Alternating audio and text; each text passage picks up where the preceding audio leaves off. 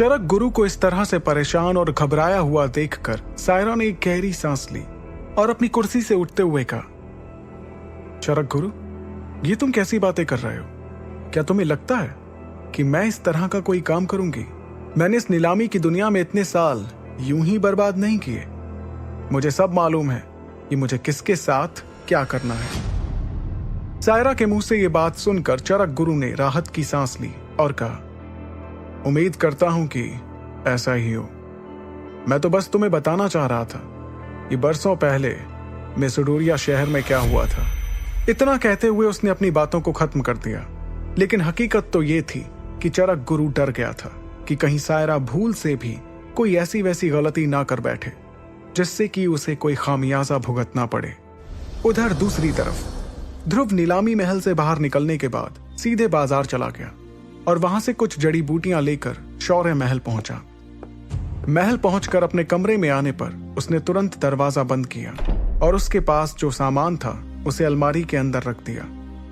एक गहरी सांस लेने के बाद ध्रुव ने अपने आप से कहा, मैंने इतनी जड़ी बूटियां तो खरीद ही ली हैं जिससे कि अब मैं बिना रुके कम से कम 8 महीनों तक अपनी ट्रेनिंग कर पाऊंगा, या फिर ये भी हो सकता है कि ये साल भर चल जाए। खुद से इतना कहने के बाद ध्रुव अपने बेड पर जाकर लेट गया। उसे अभी नींद की झपकी लगी भी नहीं थी कि तभी दरवाजे पर उसे किसी के आने की आहट सुनाई दी। ध्रुव ने अपने बेड से ही एक ऊंची आवाज लगाते हुए कहा, इरा, क्या दरवाजे पर तुम हो? लेकिन जब उसे दरवाजे से किसी का कोई जवाब नहीं आया तो ध्रुव खुद ही बेड से उठा और दरवाजा खोलने के लिए आगे बढ़ा। उसने जैसे ही दरवाजा खोला, अपने सामने खड़े शख्स को देखकर हड़बड़ा गया। ध्रुव ने अपनी उसी हड़बड़ाहट के साथ कहा, बाबा, आप इस वक्त यहां? क्या आपको किसी चीज की जरूरत है? अगर ऐसा था तो आप मुझे नीचे बुला लेते। आपने यहां आने की परेशानी क्यों उठाई? अपने बेटे को इस तरह से हड़बड़ाता देखकर अरेंद्र ने उसके सर पर हाथ रखते हुए कहा, तुम्हें मुझे देखकर इतना परेशान होने की जरूरत नहीं है ध्रुव।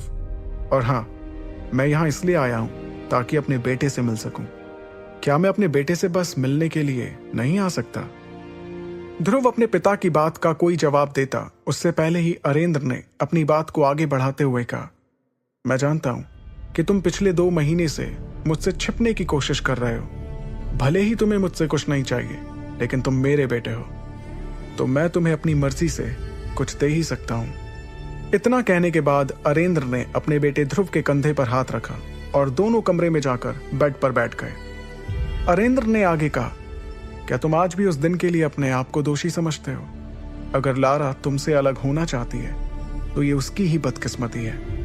मैं तुम्हें किसी से कम नहीं मानता और मुझे तुम पर पूरा यकीन है कि एक दिन तुम अपने आप को जरूर साबित करके दिखाओगे।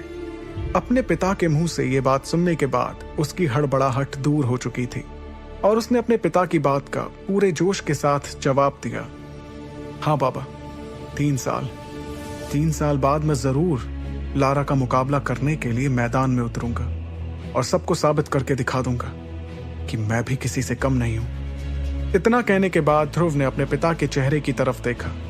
उसके पिता खुश तो नजर आ रहे थे, लेकिन उनके चेहरे पर चिंता की कुछ लकीरें भी साफ दिखाई दे रही थी, जिन्हें देखने के बाद ध्रुव ने मन ही मन में कहा, बाबा ने मुझे साफ साफ तो नहीं कहा, लेकिन मैं ये समझता हूं कि मेरे लिए ये बहुत बड़ी चुनौती है, क्योंकि लारा अंबर दल से जुड़ी हुई है, जो कमजोर तो बिल्कुल भी नहीं है। मन ही मन इतना सोचने के बाद ध्रुव अपने पिता की ओर देखकर मुस्कुराया और उनसे कहा, बाबा, मैं जानता हूं कि कुछ ऐसी चीजें हैं जिनसे मुझे खुद निपटना होगा, लेकिन आप इसके लिए बिल्कुल भी परेशान ना हो, मैं सब कुछ संभाल लूंगा। अपने बेटे को इस तरह से बातें करते देख अरेंद्र को बहुत अच्छा लगा और उन्होंने उससे कहा, तुम बिल्कुल मेरी तरह ही हो। अगर आज तुम्हारे दोनों बड़े भाई यहां पर होते तो तुम्हें इस तरह से बातें करते देखकर उन्हें बड़ी खुशी होती। अरेंद्र ने ध्रुव की आंखों में आंखें डालते हुए अपनी बात को पूरा करते हुए आगे कहा, बेटा, अब तो मैं उस दिन का इंतजार कर रहा हूं जब लारा का पूरा परिवार इस रिश्ते के समझौते के लिए दोबारा मेरे पास आएगा। अपने पिता की इस बात पर ध्रुव ने एक भरोसे के साथ हां के इशारे में अपना सिर हिलाया, क्योंकि इस वक्त वो इससे ज्यादा कुछ कर भी नहीं सकता था। ध्रुव से इतनी बातें करने के बाद अरेंद्र बेड से उठकर उसके कमरे से बाहर जाने के लिए अपने कदमों को बढ़ाने लगे।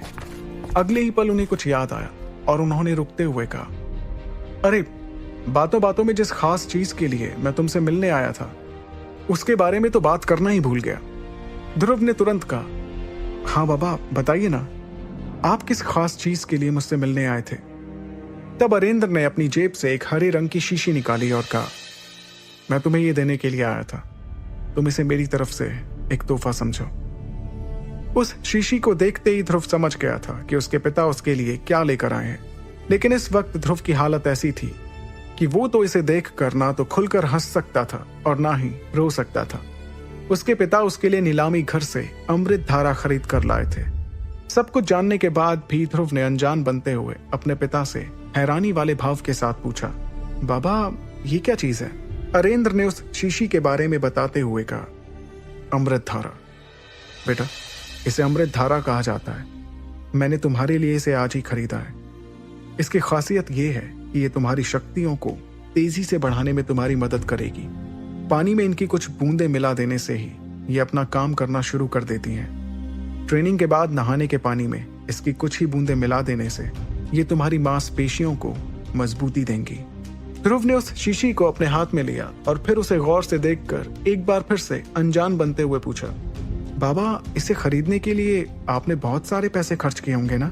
जिसके जवाब में अरेंद्र ने मुस्कुराते हुए कहा, 40,000 सोने के सिक्के। इतना सुनते ही एक बार फिर से ध्रुव ने अनजान बनते हुए अपनी आंखें बड़ी कर ली। इस पर अरेंद्र ने कहा, हाँ मैं जानता हूं कि ये कीमत कुछ ज्यादा है, लेकिन अगर ये तुम्हारे लिए काम आ जाती है तो फिर मुझे ऐसा लगेगा कि मेरे लिए इस अमृत धारा को लेना एक फायदे का सौदा रहा। इस पर ध्रुव ने हैरानी के साथ कहा, आपने सिर्फ इस अमृत धारा को खरीदने के लिए 40,000 सोने के सिक्के खर्च कर दिए। जब इस बारे में हमारे दल के दूसरे बड़े लोगों को पता चलेगा तो वो लोग आपसे इस बात के लिए बहस कर सकते हैं, आपको परेशान कर सकते हैं। ध्रुव को इस तरह से अपने लिए फिक्रमंद होता देखकर अरेंद्र ने इत्मीनान से कहा, ध्रुव बेटा तुम्हें इस बात के लिए परेशान होने की जरूरत नहीं है। और हाँ, तुम इस बात को क्यों भूल रहे हो कि मैं शौर्य दल का लीडर हूं।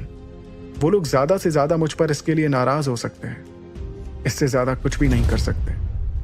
खुद के लिए अपने पिता का इतना प्यार देखकर ध्रुव ने उन्हें भरोसा दिलाते हुए कहा, बाबा आप मुझ पर भरोसा रखिए।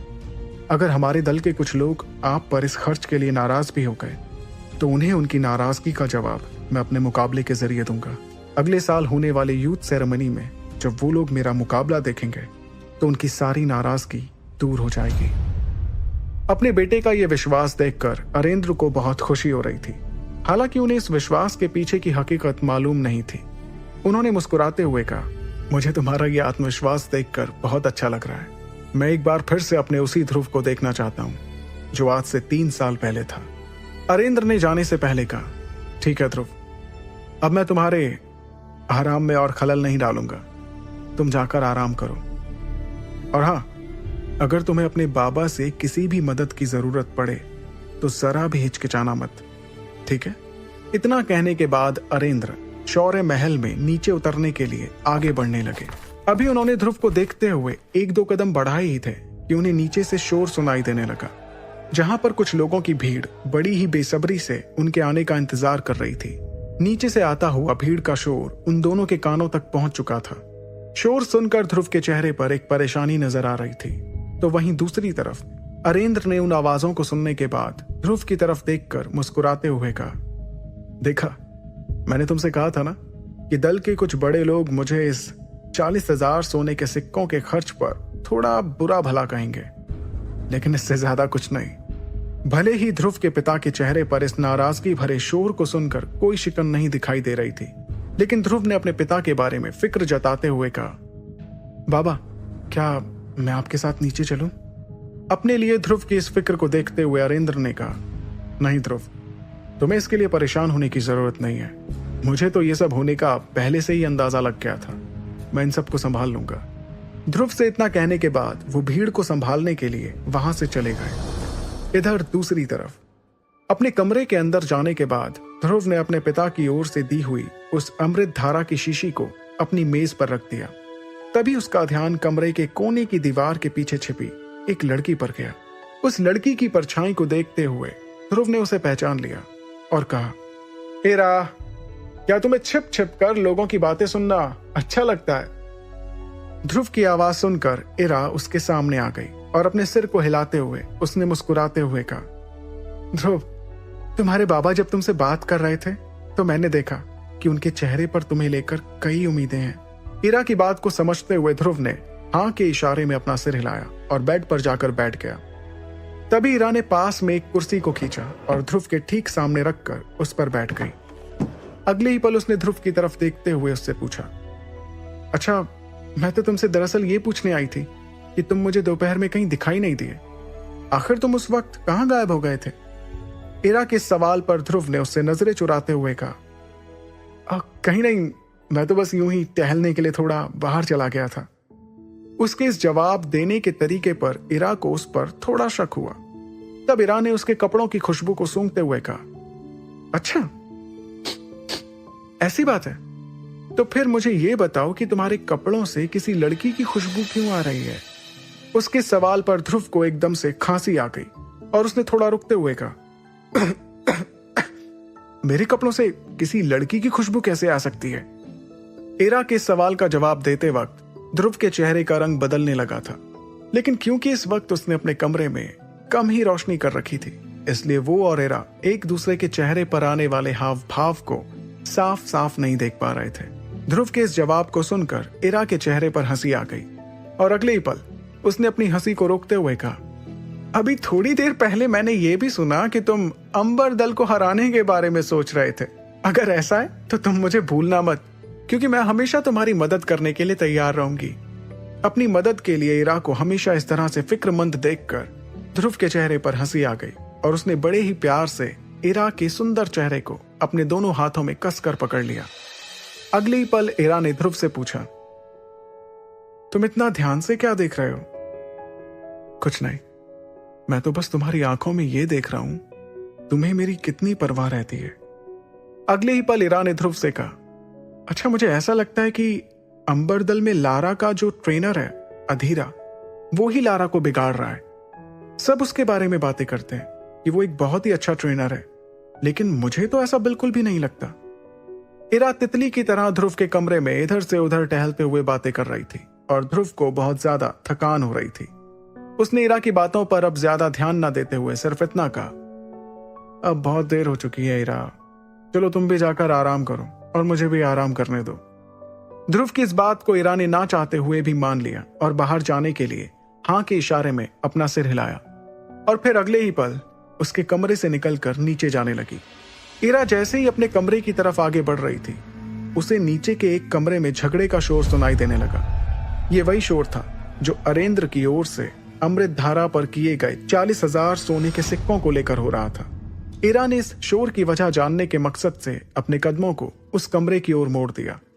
उस कमरे के पास पहुंचते ही अंदर से आती हुई आवाजों को सुनकर इरा को पूरा मामला समझ आ गया था। इरा ने अपने आप से कहा, अच्छा, तो इस वजह से ये लोग अरेंद्र अंकल को परेशान कर रहे हैं। अगले ही पल इरा ने अपने दाहिने हाथ को हवा में ऊपर की ओर उठाया। उसके हाथ में एक गोल्ड कार्ड था। इस कार्ड को 1 लाख सिक्कों के बराबर माना जाता था। अपने हाथ में उस कार्ड को लहराते हुए इरा कमरे के अंदर गई। इरा के कमरे के अंदर आते ही वहां मौजूद सभी लोगों का ध्यान अब उस कार्ड पर था। अब उस कमरे में पूरी तरह से खामोशी छा गई थी। अब सभी इरा के कुछ कहने का इंतजार करते हुए नजर आ रहे थे।